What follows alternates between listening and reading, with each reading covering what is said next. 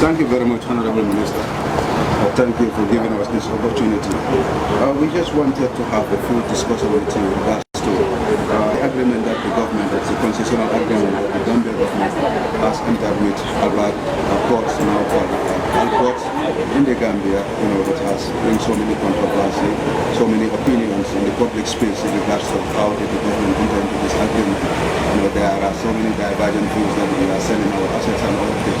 But first, tell us what inspired the Gambia government to go into this agreement. Thank you so much.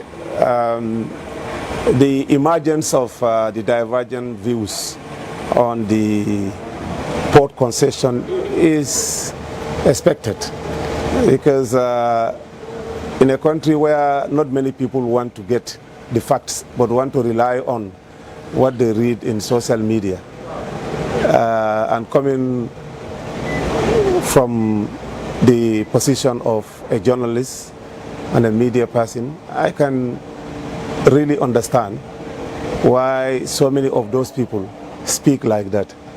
Unfortunately, if they had been following the activities of the concession project, we have been engaging the media at all levels. We have been all over the place. We have had the opportunity of consulting and engaging with riverine communities where this project is expected to be built. On several occasions, we have had media appearances where the manager or the managing director of the Gambia Ports Authority and or his staff have been on West Coast Radio. We have bought a permanent slot on a radio station in Brikama where we engage the communities and the public in a frantic manner. We also have a very engaging social media page. Unfortunately, some of the people that you see in the front line in their ferocious attacks are people who are moved by ulterior agendas, principally to discredit a process that went through a very open system and a process that was open to scrutiny by not only the government through cabinet, but also the National Assembly. We have had the opportunity of engaging the media. And I wonder where were some of those people when we were doing those engagements and why they did not show any interest. Only for when the project to start the effective date, and they started all this disinformation and misinformation strategies, thinking that they can discredit the people and the process. We have passed the stage. The concession project is an irreversible process. The Gambia government has already taken a very robust futuristic agenda to see that the Gambia also joins the League of Nations throughout West and Central Africa, going to East and Southern Africa and North Africa, where port operations are left to the operators that know this business. There is no port in West and Central Africa all the way to East Africa in Angola, where the government is fully in charge of the operation, apart from the Gambia and Guinea-Bissau. Now Gambia has proudly joined those League of Countries where we work with the private sector. And this is for a good reason. There is no way that any government agency can compete with these international partners to divert traffic to your country. You don't have the capacity, you don't have the finances, and you don't have the technology. I remember just some few months ago, some of these same critics were praising Senegal for having a robust port system where goods can be cleared quickly and then they get to their customers or the importers. And remember that it is not the government of Senegal that is running the port of Senegal. It is the Dubai Port Wall. that has been running that port of Senegal, I think, since 2025 or so. This is a Gambian phenomenon, that you are quick to jump and praise other countries for the same thing that your government and your country is doing, but you are so blinded by ulterior motives that you will jump also to criticize the same engendering process that your government and your country is doing, to be part of those league of countries that are pushing on the progressive agenda. If you can proudly, boast of Senegal's capacity, and Senegal's port is being run and managed by Dubai Port World, I wonder why you would not support the Gambia government to also initiate a similar process that stood the test of time, that was transparent, that was open, to also have the same initiative in this country where we can have a seamless process of bringing in goods and clearing them, with seamless process of time boundedness and efficiency. But it's unfortunate that what they are doing, they think they are criticizing and trying to put the sand in the process. We have moved on. And this process, as I said, is an irreversible process. There is no way we are going back on it. And it is disingenuous to even remotely suggest that we have sold the port. This port still remains 100% the property of the Gambia government. What we have concession out is the operations of the port and certain facilities. But you still have a bulk of activities that are also with the government, like the mooring services, and also, all other services that have to do with security issues. Those are still with the Gambia government. It is the containerized aspect, bulk cargo, as well as containerized cargo, and the operation that has gone as concession. Many will argue that there is no, in the act of Gambia Ports Authority, there is nothing like concession. Then why would the government enter into such agreement when the act doesn't permit it? This has also been an occasion on the social media. What do you say to that? No. That is still a very misinformed position by some of these people. The problem is that many of the people that were quoting the act did not even read the act. If they read, they did not understand what they have read. I can give you a particular clause in the GPA Act that gives the port the authority. This is the Gambia Ports Authority Act of 1972, Section 8102, which gives the Gambia Ports Authority the mandate to enter into any agreement with any party to concede any persons for the operations or provision of any of the port facilities that may be operated or provided by the authority. So this is what we relied on to facilitate this concession through a PPP project. And that goes to my question that we have a PPP act, but actually it has not been active. It has to go to the Parliament for review. That there's no activities that will show PPP will be act. So which provision or which of the act do you rely on to go into this agreement? This are also the issue.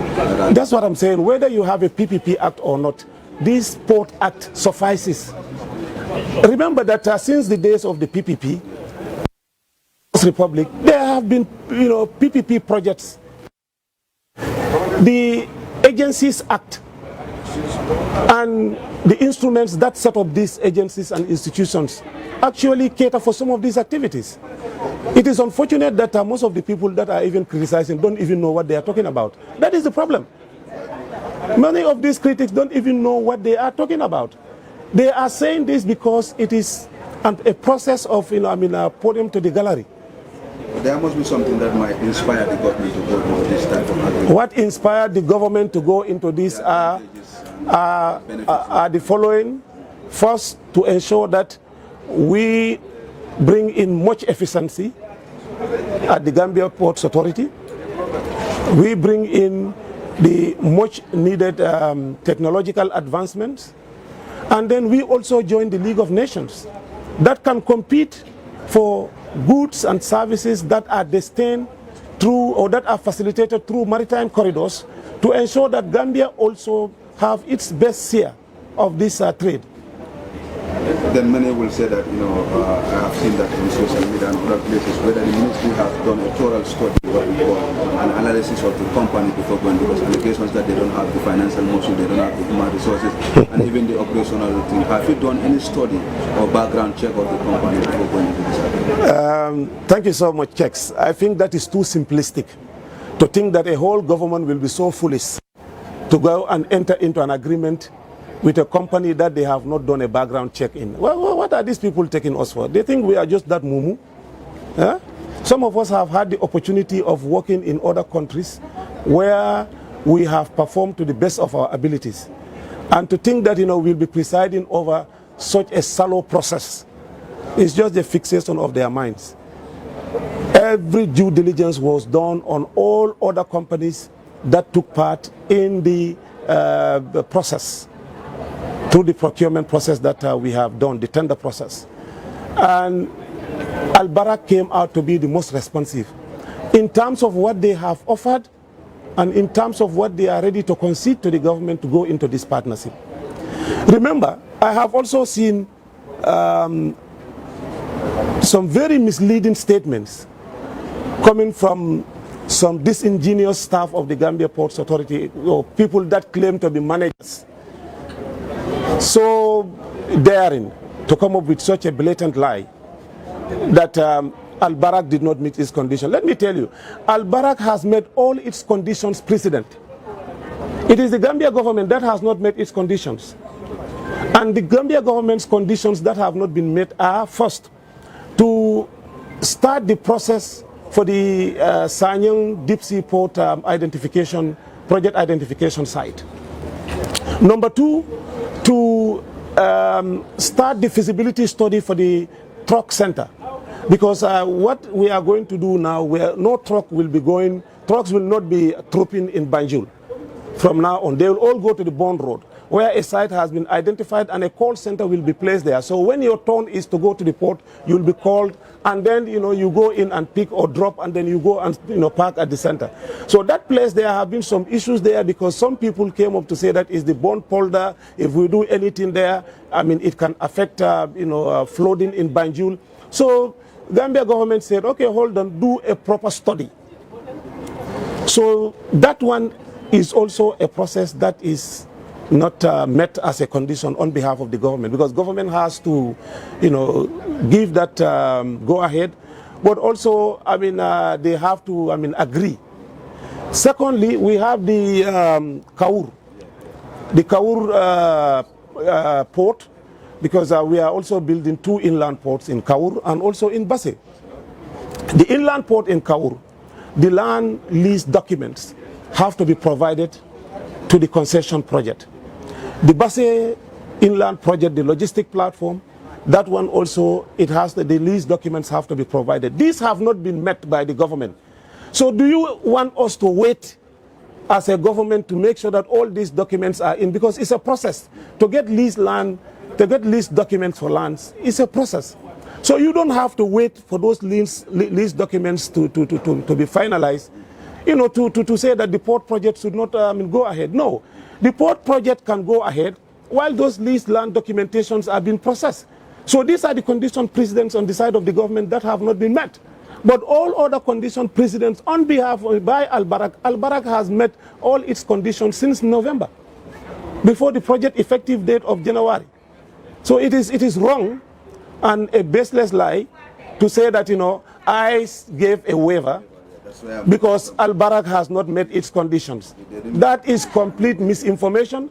That is complete disinformation by a desperate, unproductive staff in the management of the Gambia Ports Authority. Some of these people that are doing this because they were the very ones that are benefiting from the corruption that is being alleged on the government. That we are doing all these things to delay product processes and people's goods at the ports. Some of these people complaining now who don't want this project are the very ones who have been benefiting from this. They are the ones who are giving their MD a problem. We all know Jobate is a seasoned port operational, executive. You think he will go into something that is not, correct, or that is not right? Even the management of the port doesn't actually agree into this agreement, and they have said this on many platforms. Have you had any discussion with the management of the port prior to this, and they have? Well, we have had the opportunity of meeting the management on several occasions, and yes, and they have never said anything against the process. In fact, let me tell you, the Gambia government is not alone in this. We have hired a seasoned transaction advisory firm from Holland that is advising the government at every stage of this process. This is a firm that has done port concession projects in over 13 different countries in Africa and several other countries in Europe. So you think, they will compromise their integrity and their professionalism and their years of experience just because they want to see that this project goes without, raising red flags? No, that is not true.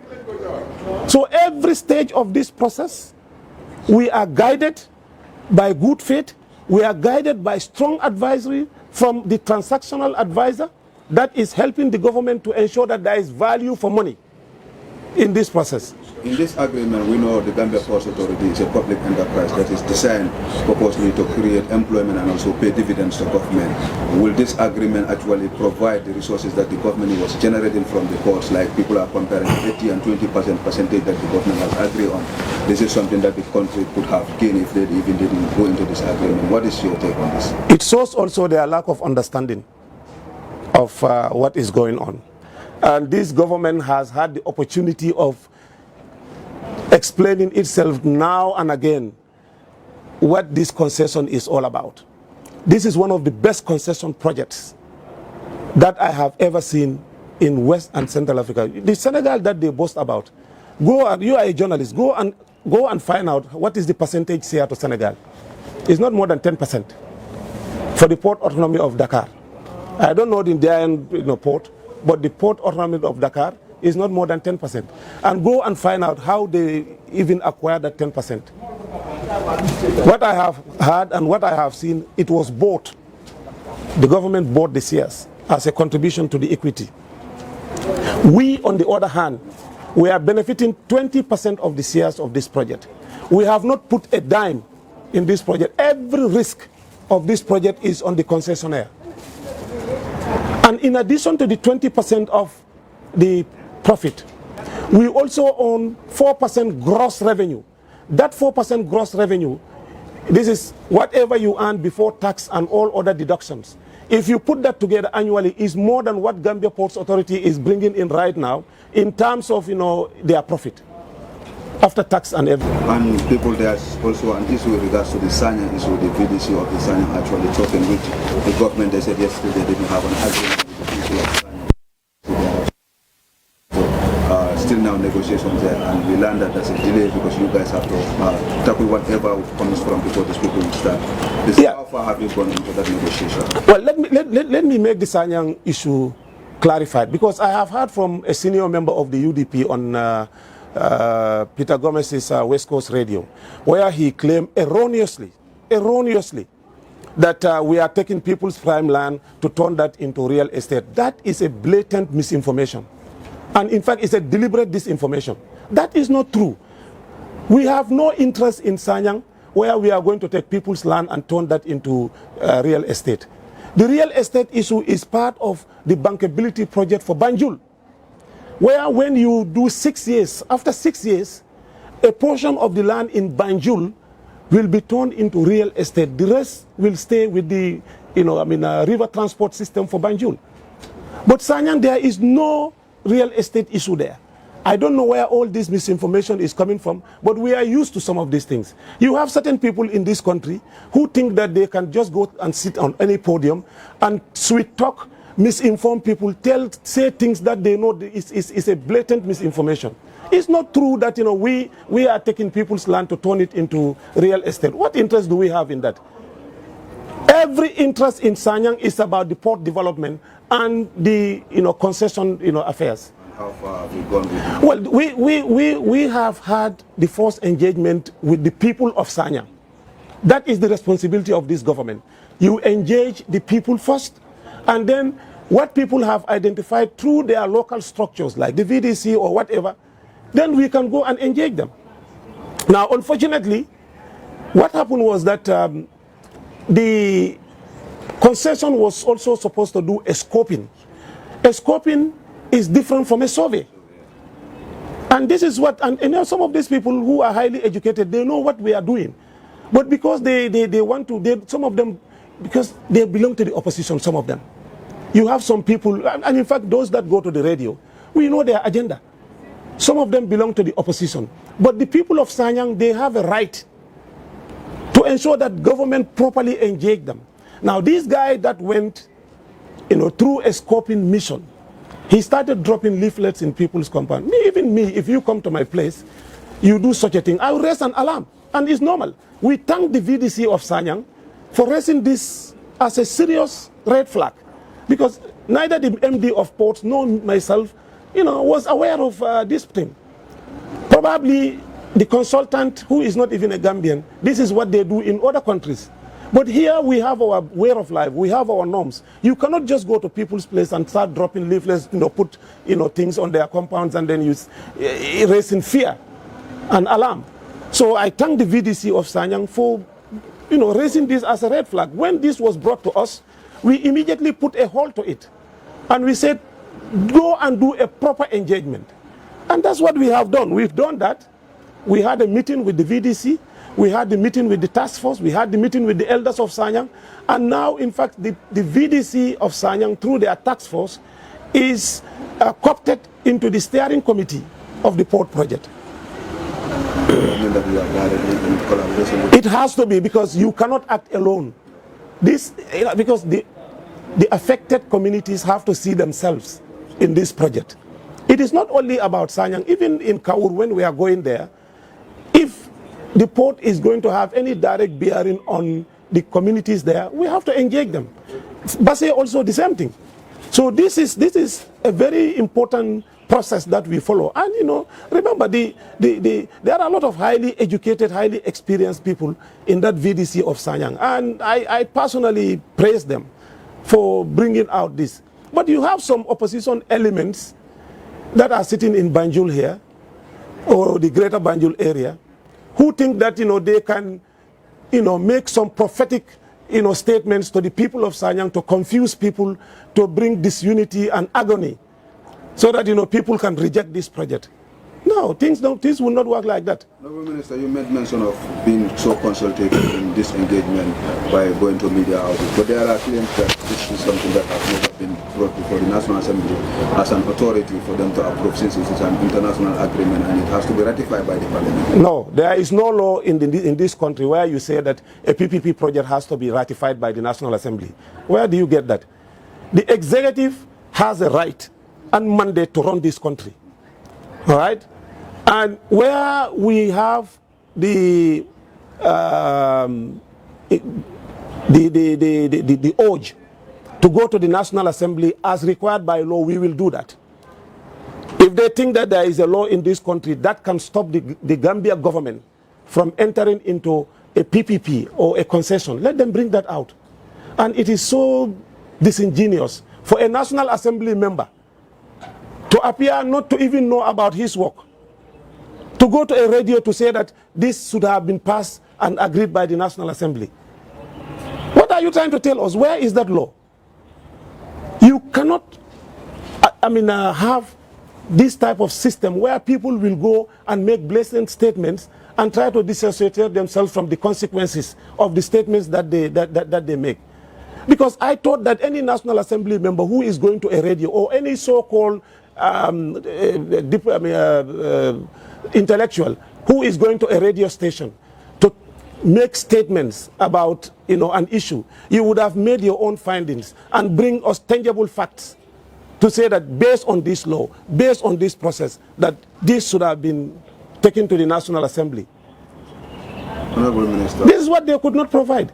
I can tell you that from the very beginning, the National Assembly was the second in the hierarchy that after the Gambia Ports Authority staff, we went to the National Assembly to introduce this project to the Committee of Government Projects.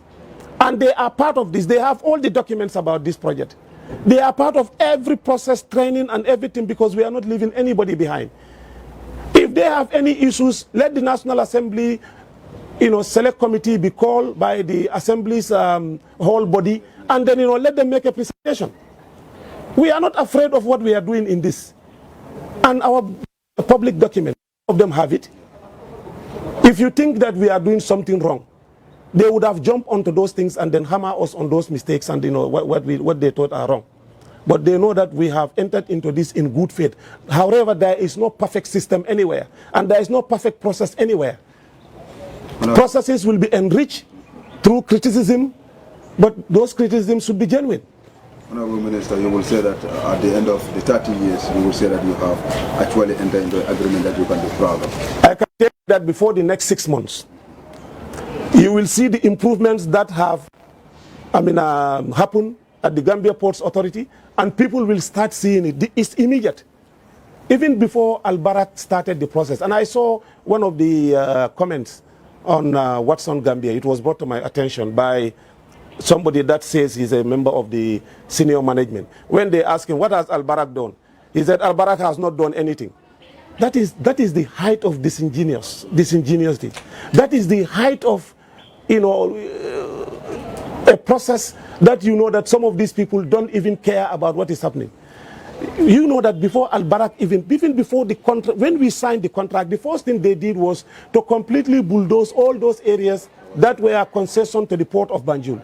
They cleared everything. They cleared the container center. They have now, cleared the entire ports authority. They have already renovated a lot of places within the port. And they have brought in equipment. All those equipments at the Gambia Ports Authority that were lying there for more than 20 years and they could not work, they have put everything in motion now.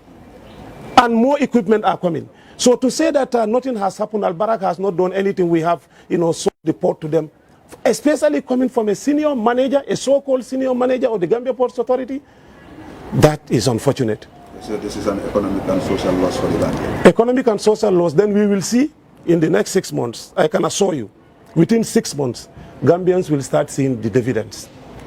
And they will start seeing the economic boom associated with the concession of the port of Banjul. Thank you, Honorable. Thank you. I'm so grateful. Yeah, thank you. Thank you. Yeah.